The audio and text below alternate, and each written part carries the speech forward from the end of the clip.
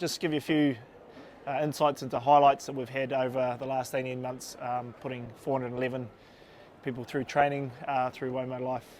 So what are some of your highlights, Carmen?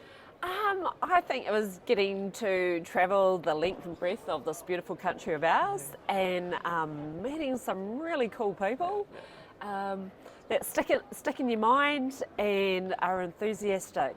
We've got a really good bunch of trainers, and I think they've really excelled this year and taken on more responsibilities and learned to find their voice and give it a really good go. Yep. For me, I'd have to say, the feedback that we get from the people we've put through the training courses is a big one for me. A guy who could barely read or write and he was in his 50s and been sharing with pain for probably the last 20 years, he said, and he was actually in tears just with the stuff that we were able to help him out with, and it was like training a new guy into the industry. So it was they were quite humbling to hear that real cool feedback.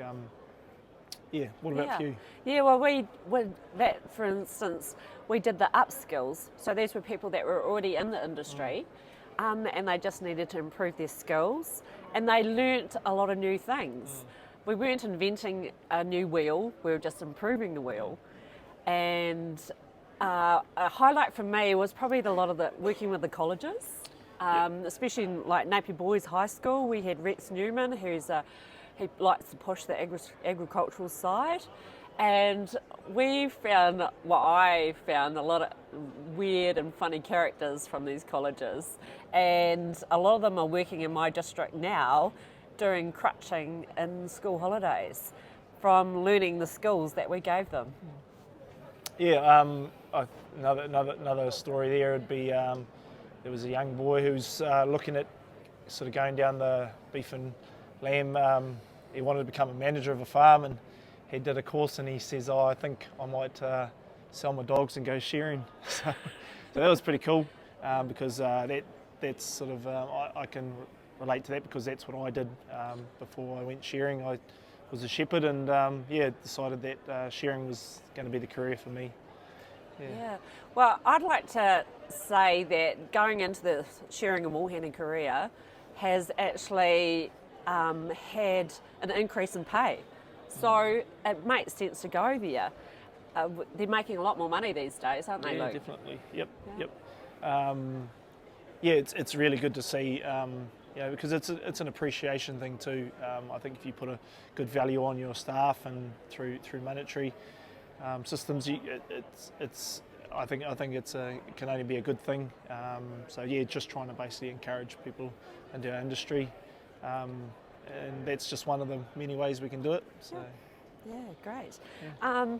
I know, for an instance, some of the young ones that we put through the course, we were giving them a comb pouch with combs and cutters, and some of the young ones that I've caught up with, they're using those combs and cutters to make money, and they're loving their holiday jobs, and this is into the industry now, so it's been really good for them. Basically, here we have a handpiece with our comb and cutter, and this is what we use to cut this from the sheep, and hopefully I'll be able to come out and show you how it's all done. So anyone willing to give it a crack, we'll be seeing you soon in an area, in a wool shed close to you. Yeah, and in front of me I've got a sample of Romney fleece wool. We can see some beautiful crimp there. This is 11 to 12 month wool, what we call full wool, and we teach you all about full wool, second shear, length, colour and contamination, and we are even branching into wool grading with the New Zealand Wool Classes Association. So jump online and look us up, womolife.co.nz, and have a look at our online content we have for sale, and we'll be looking to sign you up for some courses. Yep. Cheers guys, see you soon. Cool, see ya.